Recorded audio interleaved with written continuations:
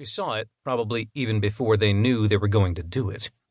The slight tensing of the shoulders, the subtle shift in posture indicating the flow of electrical signals from the brain all the way to the muscles responsible for pulling the trigger. She spun away, putting herself behind the man she had tipped off balance just as the bang of the weapon discharging split the silence of the night. She stepped back, not wanting to have the voltage transferred to her own body as the man let out an enraged gargling sound and went rigid. She spun the sword in her hands, still not drawing it, to hold it like a staff, and punched the hilt hard into the back of the first soldier, causing him to impact with the one suffering the debilitating dose of electricity. Leaving the two men convulsing at the end of the wires connecting them to their comrade, Eve slipped away into the darker shadows, away from the clumsy attempt to detain her. And froze. The unmistakable sound of a stun baton activating behind her brought back memories she had wanted to forget. The clacking sound of the draw was replaced by the static fizzing sound the weapon made. This was a threat she took seriously, unlike a terrified uniform pointing a gun at her. "I can't let you do this, Eve," a voice she recognized said. Ranging his distance from her by the sound of his voice, she knew he was close enough to reach out and zap her before she could attack him, which left her only one option. Run. She didn't waste time answering him, didn't engage in any grandiose speech about being right or wrong. She just ran, as fast as her battered body could carry her. The New Way. Eve stayed on the South Coast after playing her part in the downfall of the regime holding all of them prisoner for generations. She spent so long in the sunshine that her pale skin grew tanned, and the hard edge to her personality seemed to soften. She learned how to grow food, how to live in a world where things weren't brought to her, and she learned how to sleep deeply now that the threat of death wasn't a constant fear.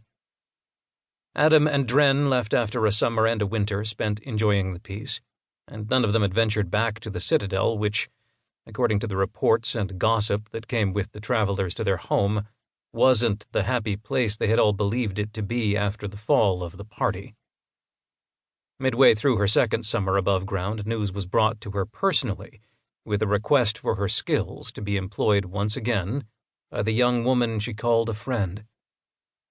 The vehicle approached slowly, and given that Eve lived at the end of a dead-end track overlooking the sea, it could only be for her, as she saw no passing traffic driving by her to head east or west.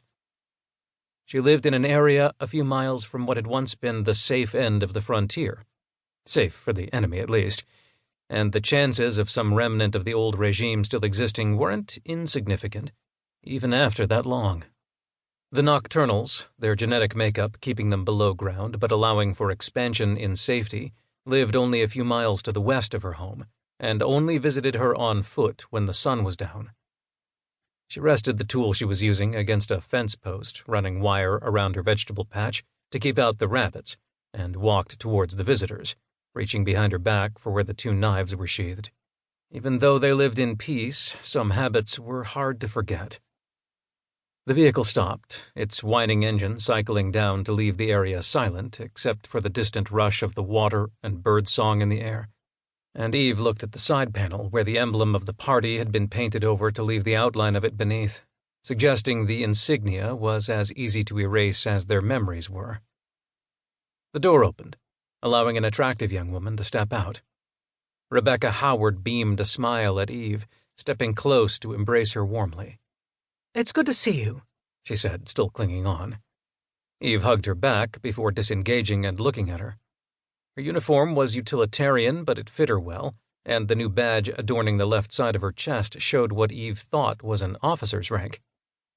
Rebecca followed the line of her gaze and made a noise of embarrassment, which Eve suspected covered her pride. "They made me an inspector," she admitted. "I work in counterintelligence now." Eve said nothing, keeping her questions safely in her head, as spending all that time alone had taught her patience. "It's good to see you, too," she told the young woman who had switched her allegiance and risked her life on the side of the people. "Come inside. Have a drink. You must be thirsty after such a long drive." Rebecca smiled, turning to wave her entourage back and indicate that they should stay with the transport.